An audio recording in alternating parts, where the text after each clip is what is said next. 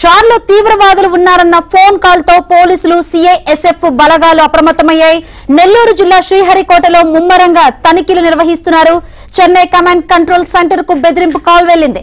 దీంతో షార్ పరిసర ప్రాంతాల్లో అణువణువున బలగాల సోదాలు కొనసాగుతున్నాయి. సముద్ర మార్గాల్లోనూ కోస్ట్ గార్డ్స్ తనిఖీలు చేస్తున్నారు.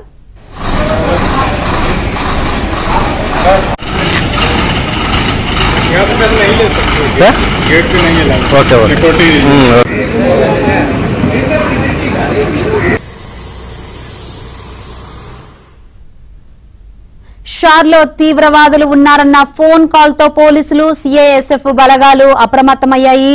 ఇక ఇదే అంశం సంబంధించి మరిన్ని వివరాలు అందించేందుకు మా ప్రతినిధి మహేష్ సిద్ధంగా ఉన్నారు.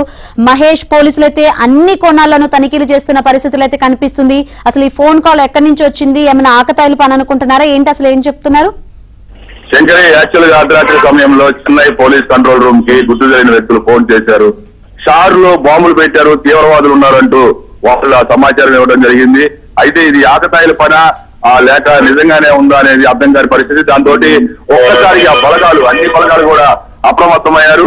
పోలీస్ శాఖ ఆధ్వర్యంలో నాయుడుపేట డిఎస్పీ చెంచుబాబు ఆధ్వర్యంలో సులువుపేటలో ఉన్నటువంటి షార్ వాళ్ళ ఉద్యోగులు, సైంటిస్టులు ఉండే ప్రాంతాలన్నీ కూడా తనిఖీలు నిర్వహించారు.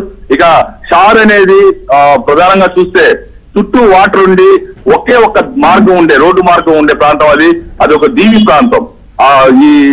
ఇక్కడ షార్ లో దాదాపు ఒక 2000 మంది సిఐఎస్ఎఫ్ జవాన్లు ఉంటారు. వాళ్ళంతా కూడా ఈ అడవులు, దట్టమైన అడవులు కూడా ఉంటాయి అక్కడ. అడవుల్లో క్రూజింగ్ చేస్తున్నారు, మొత్తం జల్లిడి పడుతున్నారు. ఒకవేళ ఇన్ కేసు తీవ్రవాదులు కానీ ఎంటర్ అయితే, పేలుళ్లు సృష్టిస్తే చాలా ప్రమాదం, దేశానికి చాలా వెనకబడే అవకాశం ఉంది. అంతరిక్ష ప్రయోగాలు ఈ రోజు మనం చాలా వేగంగా దూసుకుపోతున్నాం ప్రపంచ స్థాయిలో.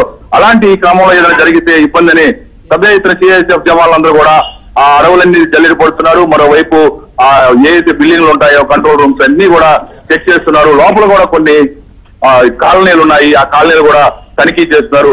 మరోవైపు ఈ సముద్రంలో కూడా ఒక ప్రత్యేకమైన బృందాలు ఆ సముద్ర మార్గాన్ని ఎవరైనా చొరబడ్డారా, ఎవరైనా చొరబడేందుకు ప్రయత్నాలు చేస్తున్నారనే క్రమంలో కూడా అటువైపు మరోవైపు కూడా తనిఖీలు జరుగుతూ ఉన్నాయి. మెరైన్ టీం కూడా రంగంలో దిగింది. వాళ్ళంతా కూడా పర్యవేక్షిస్తున్నారు. మొత్తం మీద అయితే షార్ లో ఒక ఉద్రిక్తత వాతావరణం నెలకొంది. నిజంగానే తీవ్రవాదులు చొరబడ్డారా లేదా అనే దానిపైన చర్చలు సాగుతూ ఉన్నాయి. భద్రతా దళాలు మాత్రం ఎవరిని చీమను కూడా లోపలికి పోనివ్వకుండా మెయిన్ గేట్ దగ్గరే చాలా కంట్రోల్ గా వ్యవహరిస్తూ ఉన్నారు. ఈ రోజు మధ్యాహ్నానికి కానీ ఈ తనిఖీలన్నీ పూర్తి కావు. నిజమా కాదా, ఇది ఆకతాయిల పని అనేది అర్థం కానటువంటి పరిస్థితి. అర్ధరాత్రి నుంచి కూడా ఈ తనిఖీలు ముమ్మరంగా సాగుతూ ఉన్నాయి.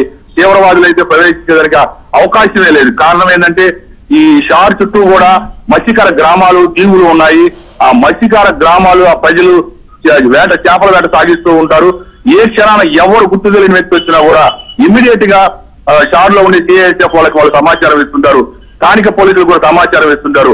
వాళ్ళందరినీ కూడా ఆరా తీస్తున్నారు. ఇటీవల కాలంలో వారం రోజుల వ్యవధిలో ఎవరైనా గుర్తు తెలియని వ్యక్తులు ఈ ప్రాంతాల్లో వేనాడు, ఇతర చుట్టుపక్కల ఉన్నటువంటి ప్రాంతాల్లో ఏమైనా తిరిగారా, సంచరించారా అనే దాని మీద కూడా వాళ్ళు ఎంక్వైరీ చేస్తున్నారు. మొత్తం మీద భద్రత అంతా కూడా కట్టుదిట్టం చేశారు. ఇక్కడ ప్రధానంగా చూస్తే ఈ రాకెట్లలో ఘన, ద్రవ ఇంధనాలు ఉపయోగిస్తారు. వాటిని పెద్ద ఎత్తున నిల్వ కూడా చేయడం జరుగుతుంది. రాకెట్ ఇక్కడ నుంచి దాదాపు కొన్ని వేల కిలోమీటర్లు, 100 కిలోమీటర్లు ఆకాశంలోకి ఎగరాలంటే ఈ ఇంధనం అవసరం. ఆ ఇంధనాలు కానీ ఏదైనా పేలిస్తే చాలా ప్రమాదం. ఆ షారు, ఆ ప్రాంతానికి అంతా కూడా ప్రమాదం. ఈ కారణంగా భద్రత కట్టుదిట్టం చేశారు. ఎవరైనా చొరబడ్డారనే దానిపైన తీవ్రంగా సిఐఎస్ఎఫ్ వాళ్ళు మొత్తం కూడా తనిఖీలు నిర్వహిస్తూ ఉన్నారు. Right, thank you Mahesh.